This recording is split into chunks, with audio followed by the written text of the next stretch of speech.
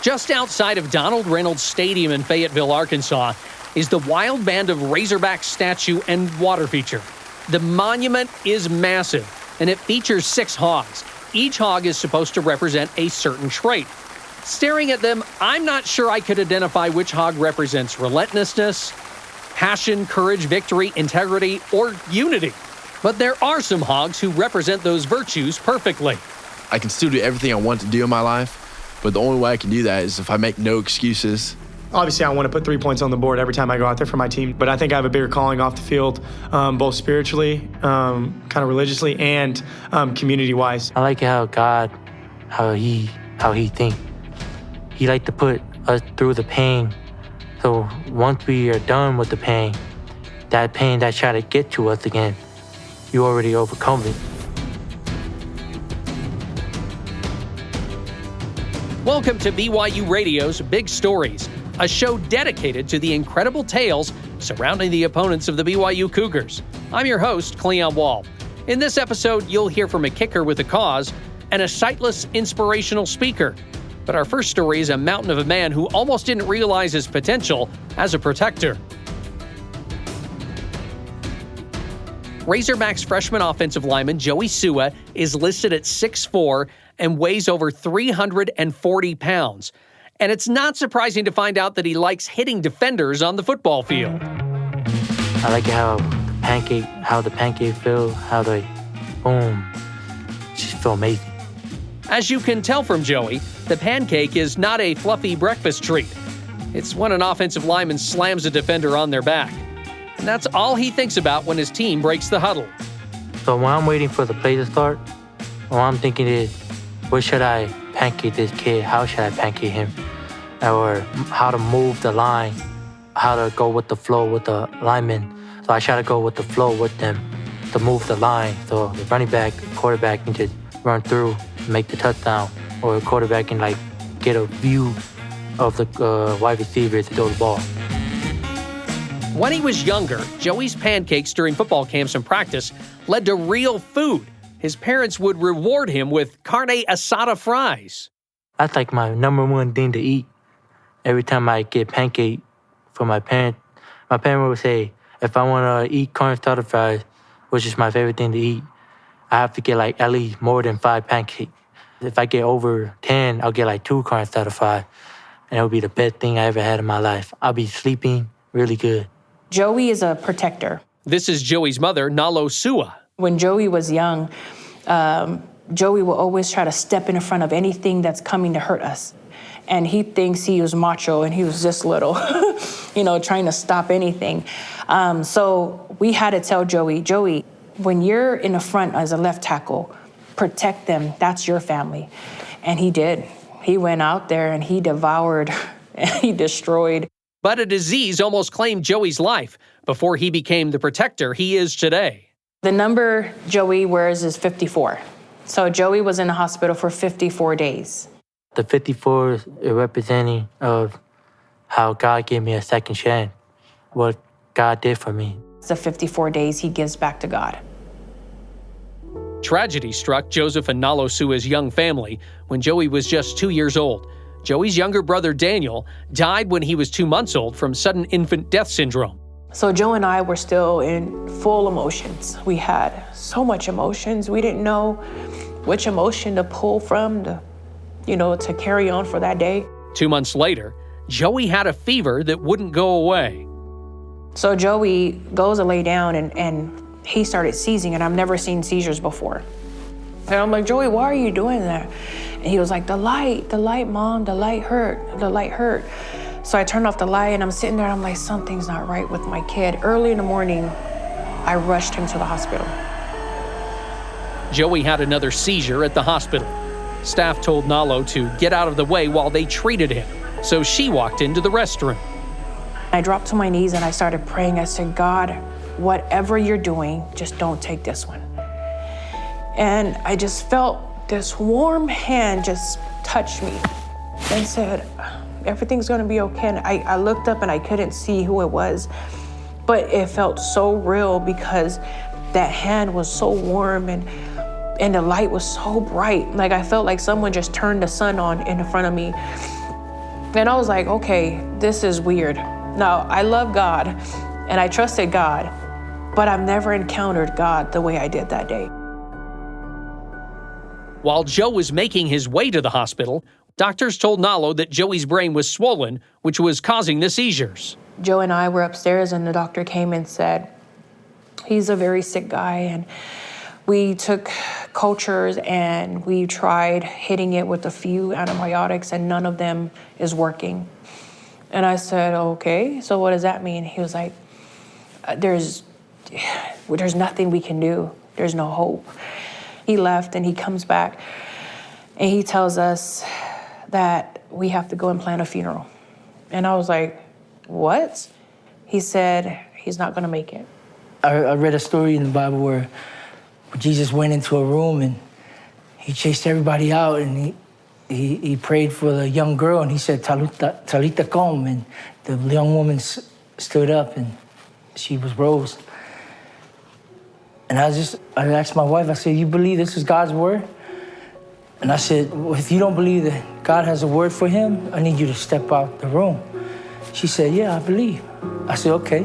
Wherever I open this Bible to, is gonna be a word for my son. It said, strengthen the feeble hands, steady the knees and give way, and say to those with a fearful heart, be strong and do not fear, for your God will come and save you. Then will the eyes of the blind be open and the ears of the deaf unstopped. Then will the lame leap like a deer and the tongue of the dumb shout for joy. And then I just closed the Bible and I looked at her and I started smiling because I knew that God was gonna bring him through it. Doctor comes back and he was like, I'm just here to follow up. Have you guys made your decision? And I said, you know what, doctor, my son's not dying today. And the doctor said, okay, we'll follow up again tomorrow if he survives. Well, the next morning he walks in, he was like, all right, guys, I don't know what happened. Something happened, but this kid made it. He made it. Oh, he made it. He beat all the odds. Doctors determined Joey had contracted meningitis. The next 53 days in the hospital were trying. It included more seizures and a stroke that left the left side of Joey's body paralyzed. Doctors said he would never walk again and be bedridden. So we took it in and we were like, okay, God, you saved him. You saved him for a reason. We still have him. That's all that matters. But Joey continued to get better. His parents pushed him through physical therapy, and eventually he was able to walk again. But one of Joey's 5 senses would never return to full strength. So Jody ended up losing 60% of his hearing. Joey was completely deaf in one ear and partially deaf in another. Bullies picked on him in elementary school because he wore hearing devices. I had a cochlear. One kid broke it, which I didn't like it. And then that's when it made me, really mad. That's when I started, taking off my hearing aid, cochlear, and then I never wore them. But Joey changed his mind when he got to high school, and football played a big part. That's when I realized if I want to play in the D1 school, I need to get my hearing right. I need to focus on class because I know that when I reach high school, now that these kids, they really don't bully me because of what I'm becoming. And the way he overcame his hearing loss on the football field was with his vision. All you got to do is walk the ball. It's not really on the quarterback, it's on the ball. When the ball moves, that's when you move. I don't really listen to the quarterback. I just listen to him, whatever the play he said. I just look at the ball. I seen a really good lineman. That, although his hearing might not be as great, but every other sense was top notch. We'd have our left guard help him out. This is Bentonville High School head football coach Jody Grant. Usually our center makes the front call. Well, we would have to have the left guard echo that and make sure he knew. We had some, we would tap him sometimes on cadences and when the whistle had blown. The Sua family moved to Bentonville, Arkansas right before Joey's junior year of high school. Families of fellow football players welcomed them with open arms and supported them after the Suas found out their furniture wouldn't arrive for another month. They stepped in as a community. They brought over all the necessities, literally the beds that we were able to rest peacefully on, a couch, some pots and pans. Joey was like, they don't even know us, and they took care of us. And I said, yeah, son. So because they took care of us, now you have to take care of them. Coach Grant and his players also did what they could to embrace their new starting offensive lineman. And so in the film room, they would make sure he understands and communicate. I think some of them came up with their own version of sign language to communicate to him. Obviously, they don't know how to sign, but they would figure out ways to talk. It was actually kind of fun to watch. When I was in high school out in California, I never would go out. I never went out. And then, like, when I came here, some of them were, like, telling me if I want to go out. That kind of, like, surprised me. I'm like, wow. Because nobody asked me if I want to go out or hang out with them or go somewhere. And then that's when I feel like, so I'm a part of the family. He's got a good story. I asked Joey going into his senior year, I said, like, what do you want out of this game of football? He said, I want to show kids that are like me that they can play this game at a high level. And I was like, take that and run with it and influence kids that are like you, and it could change the world for those kids. And he's embraced that, and he's done a good job with it. Joey's words of wisdom to kids who've gone through similar experiences are simple. Keep God first, no matter what. Keep God first. Ask God for strength, because I'm pretty sure He loves you no matter what. Joey Sua has learned to live with his hearing loss. When we come back, you'll hear from a Razorback who lost his sight but found his way.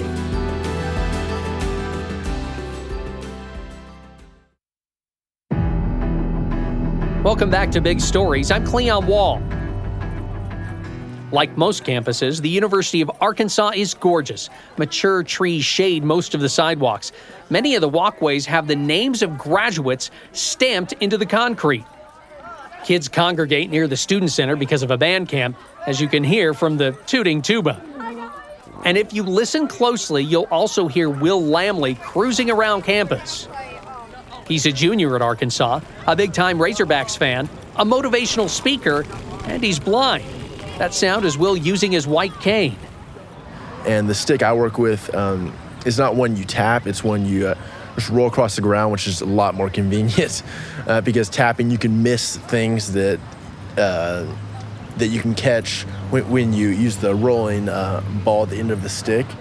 And like University of Arkansas, I've gotten comfortable with walking around, but when I first started Arkansas, before my freshman year, it took time, like figuring out where different areas were, whether it was the main places I went, my classes, the football facility, or to eat. Wait, why was Will hanging out at the football facility? Let's rewind in Will's life to find out. I grew up in Owasso, Oklahoma, which is just north of Tulsa, and my whole life there's nothing more that I love to do than just be around my friends, play sports, and watch the Razorbacks in any sport, whether it's baseball, basketball, or football. Will has witnessed hog heaven at plenty of Arkansas sporting events. I remember it was around 2011, 2012. Arkansas was playing Tennessee in football, and there was a guy named Joe Adams. He had probably one of the craziest punt returns in college football history. Now he does a tightrope act. He went like backwards, sideways, and then sideways again. Boy, Houdini's in the house. Wearing number 3. It was just a crazy punt return. And nobody's home to watch that house. Touchdown, Hogs! Holy I was probably in like 4th grade because I remember that was one of the last years Arkansas was like really, really good in football. Will loves the competition. Even from a young age, like some coaches would be like, guys, we're out here to have fun. I remember telling my dad, I'm like, Dad, like it's not fun if we don't win. Will was having a blast playing sports going into his sophomore year of high school. And then something changed during a football game in 2018. When I looked up at the scoreboard and realized that I could not tell what the score was, and I looked at my teammates and they were blurry, but I could still tell who was who. And I really did not think too much of it when it first started happening, because up to this point, 16 years of my life, all I knew was 20/20 sight. 2 weeks after that, I can no longer drive. And then 1 month after that, I could no longer make out the faces of everyone around me, which is when I started to get worried more than anything. And then 2 months after that, I had a long doctor's appointment. in Oklahoma, at the best eye clinic in Oklahoma. The doctor came in that night and told me that there might be a chance that I'm blind the rest of my life, which this came as a total shock because the word blind had never crossed my mind. In Baltimore, Maryland, at Johns Hopkins, they diagnosed me with a extremely rare eye condition. It's called Leber's hereditary optic neuropathy, where all my central sight is gone. And I remember just when I first heard this news, I asked, like, where do I even go in life? Because everything I knew changed in one way or the other. My husband and I, we were doing anything and everything we could. This is Will's mother, Melissa Lambley. We had to realize we're not in control. And so our minds had to shift to, can't fix this. How can we support him? How can we push him to be the best that he can be and all God's called him to be? The biggest thing that helped me was my faith, and then my dad telling me that I can still do everything I want to do in my life, but the only way I can do that is if I make no excuses.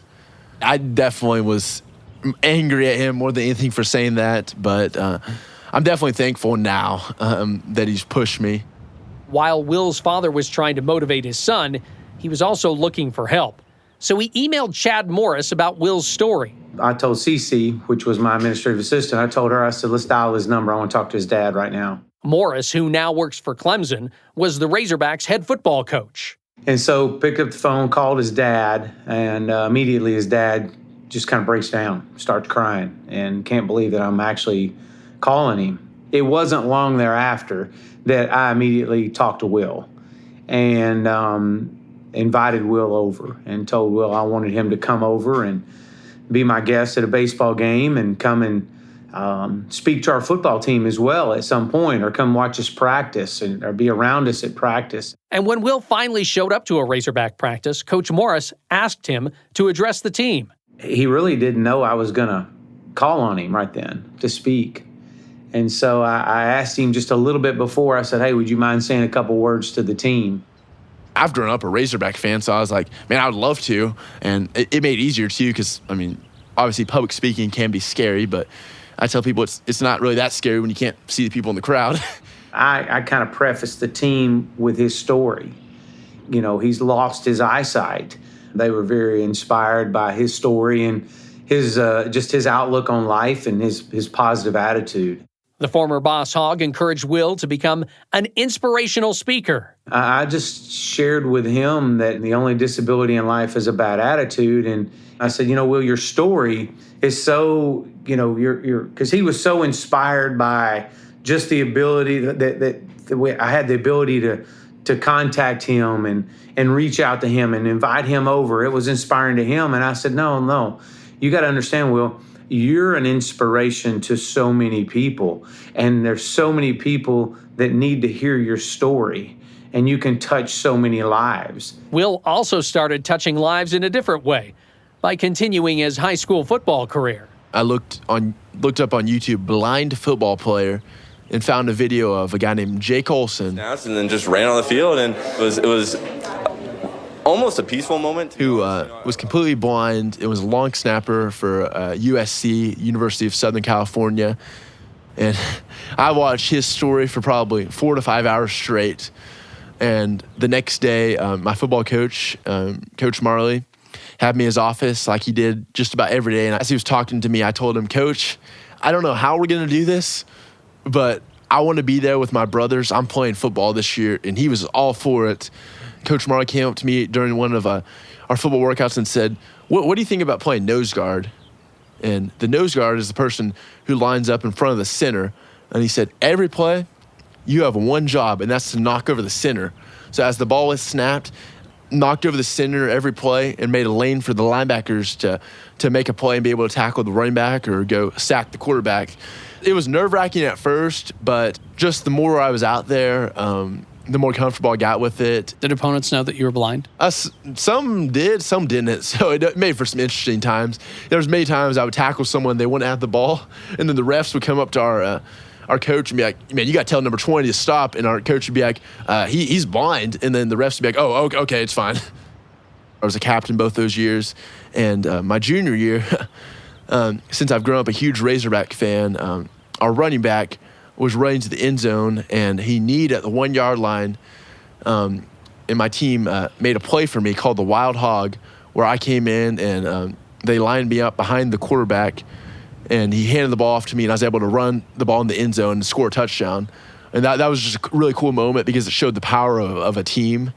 And it brought the biggest smile to me to be out there on Friday nights, because so many things in my life had gotten taken away, but just to be able to still play football, and it was so much fun. And something my high school does now is every week, whatever player has the best effort, is a great teammate, and does something to make a difference on the team, whether it's at practice, maybe from the previous week, where's the number 20, and it's to honor me when I was playing, which I don't like it just being about me, but I like the tradition of just like you have to earn it, and I think it's been a cool tradition. Will is a busy guy at the University of Arkansas. He does a lot of things that a seeing person does, like play basketball. If I can kind of get in the direction where the goal's at, maybe sometimes I'll get lucky and it'll go in. He also attends plenty of Razorback football and basketball games. I just love the environment because the student section gets loud, and I just love getting loud and having a good time. It's a lot of fun. I was able to smile, not because my situation was great, but because I knew that God. Will also spends plenty of time trying to encourage others with his story, and he never shies away from where he receives his strength. No matter what happens, all we gotta do is trust in Him. If it wasn't for God, I wouldn't be here, because He's given me hope in situations where I felt so hopeless. When you put your trust in God, that doesn't mean that life is going to be perfect. But what it does mean is that it'll change not only how you approach every day, but it'll also change like your future, because you'll know that there is future beyond whatever happens to you on this earth. Something I always tell people is, I never want you to feel bad for me. Rather, just ask yourself the same question I have to ask myself every day.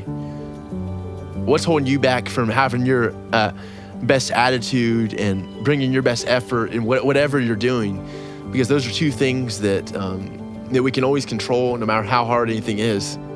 Who knows what he would have been like had he not had this? So it's a blessing if you look at it the right way, which is hard, but what he's allowing to come from it is a gift. When we return on Big Stories, Cam Little is kicking for cash, but he doesn't keep it.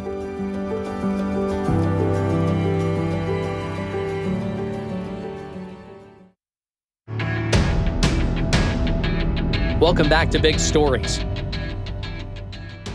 The Center for Nonprofits at St. Mary's in Rogers, Arkansas is a pretty big building and houses 60 agencies. On this day, I was trying to track down the Down Syndrome Connection of Northwest Arkansas. And after walking around for a bit, I finally found the small room that houses the organization. Director Lindsay Dover was just getting ready to hop on a Zoom call to talk to someone about the organization's website, so I had a few minutes to chat with a few others. What is your name? My name is Bobby. Bobby? Bobby, what's your real name? Bobby. Bobby's real name is Bradley, and he loves to sing and go swimming. He didn't want to give up the microphone, but he finally relinquished it to Liam Meza. I am 27. I am ambassador for helping for advancing programs with Miss Lindsay. And he's a competitive swimmer. I did a 500 20 times. Oh my goodness, you went 20 times. So wait, 20 laps. 20 laps. So I never get tired. What? Do you have this much energy when you do chores? Yes. I do chores. I did cat poops and dishes away and clothes back to my closet. This is why Liam is the ambassador of Down Syndrome Connection. The gist of our pillars of programming is that we want to focus on lifelong learning for people with Down syndrome that focus on skills that allow them to have as much independence as possible. So we may be focusing on skills around the home, doing laundry, doing dishes, cooking. We also focus on social skills and being a good friend, making friends, being able to interact with people in public. We talk about safety. Safety in our community, safety, online, things of that nature. Lindsay Dover wants the kids and adults she serves to be seen and heard. Like I take the whole group out bowling. I say, okay, you're going to go to the counter, you're going to order yourself a drink. I encourage those interactions with people in public because, number one, it enforces their independent skills, but then it also gives them a chance to interact with people in our community and exposes people in our community to say, oh, yeah, people with Down syndrome, they're just like other people. Because the Down Syndrome Connection is a nonprofit, it thrives on donations. A PAT to make it a 3-point game. Cam Little checks in. And that's where Cam Little comes in. He's the Razorbacks place kicker with lofty goals. I think my main goal this year is just kind of to go 90+% on field goal. I was 83 my freshman year and 82.6 last year. So hopefully I can get over that hump into 90%.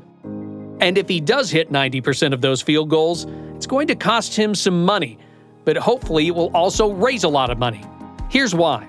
As Cam was getting ready for his freshman season at Arkansas, he had heard that Illinois punter Blake Hayes had donated money to brain cancer research for every punt he landed inside the 20-yard line. Hayes did it because he had a friend who died from the disease. I want to do something like that. That's personable for something with my family. So I have a really good relationship with my little cousin Aiden, and he has Down syndrome. And anytime I'm around him, he puts a smile on my face and a smile on every single one of my family's face. And I know that sometimes Down syndrome is often overlooked, and I just wanted to use my platform to see if we could raise some money for Down syndrome connections that was local to the area. So Cam promised to donate $10 for every field goal he made his freshman season, and he hoped that people would join in on the donations. The response was 100 times bigger than I could have ever expected, honestly. I think that just speaks a lot about the Arkansas community. They stood behind a freshman kicker who was just going out there having fun, trying to raise money for a foundation he was passionate about, and they wanted to get behind it. We were like, well, yeah, of course, that would be amazing. And of course, we didn't know who Cam was at that point, and we hadn't met Cam, and he started the season, and they talked about it on TV, and we were getting donations. This is crazy. This guy calls me. He's in Alabama. He has no connection to Down syndrome. He has no connection to Arkansas. Had seen this about Cam on TV. Was so inspired, they wanted to send us a $500 donation, which he did. And I was just blown away. ABC's Good Morning America got wind of Cam's fundraising efforts and invited him down to Reynolds Stadium for a live broadcast. His cousin Aiden was there to greet him, and a local business donated $25,000 to the Down Syndrome Connection. I never cry, especially on national TV. I was had to hold it in a little bit just to know that I kind of had an impact on something bigger than obviously putting 3 points on the board for my team was really cool. And like I said, I'll never take it for granted. You've talked about your cousin Aiden now a couple of times. What was it like growing up with him? What was it like hanging around him and doing stuff with him? Man, brightest kid I've ever been around. Anytime we wanted to go do something sports related, like soccer, basketball, throw the football. He wanted to go out there. He was like, come on, let's go play on the teeter-totter. Let's go throw the football. Let's go kick the soccer ball around. So I was super grateful for that because I have an older brother and he would be kind of busy with some of his stuff. I'd have someone to play with. It was one of my family members. So always brought a smile on my face, always brings the energy, and super, super funny kid too. I think just him having a smile on his face really inspired me to kind of have a smile on my face all the time.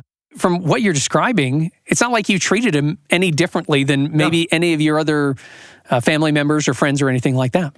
No, sir. Same way. Cam is a great person to me. Here again is Liam Meza. He makes my life happy because I spend time with him. Liam has hung out with Cam a few times, including bowling together to help raise funds for Down Syndrome Connection. Did you bowl better than Cam that day? I do not beat him. He's an awesome dude. Lindsay Dover doesn't have an exact figure, but she estimates Cam has helped raise over $40,000 for Down Syndrome Connection. I mean, yes, bringing in the money is great because it helps us continue to do what we do. But I think because he is a public figure and he has a lot of media attention, I think he's just brought a great deal of awareness, which is also critically important to our mission because we want to increase awareness and inclusion in our community. And he has the public stage to do that, whereas we don't necessarily have that. So I think that has been huge. 34-yard field goal try from the right hash for Cam Little. His long on the year and career is 51. Cam is committed to donating $50 for every field goal he hits this year. But when he lines up to boot a ball for 3 points, he never thinks about the money that will come out of his own pocket. Lord put me on this platform for a reason, and I'm going to use it to better my community.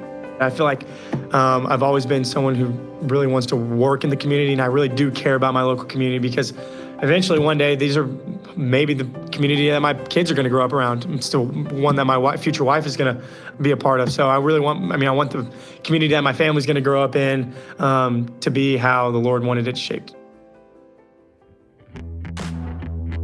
Thanks for listening to Big Stories. It's produced and written by me, Cleon Wall. Music and post-production is by Kevin West. A big thanks to ESPN for the highlight. Make sure you watch BYUTV's Big Stories by logging on to BYUSN.com. Big Stories is a production of BYU Radio.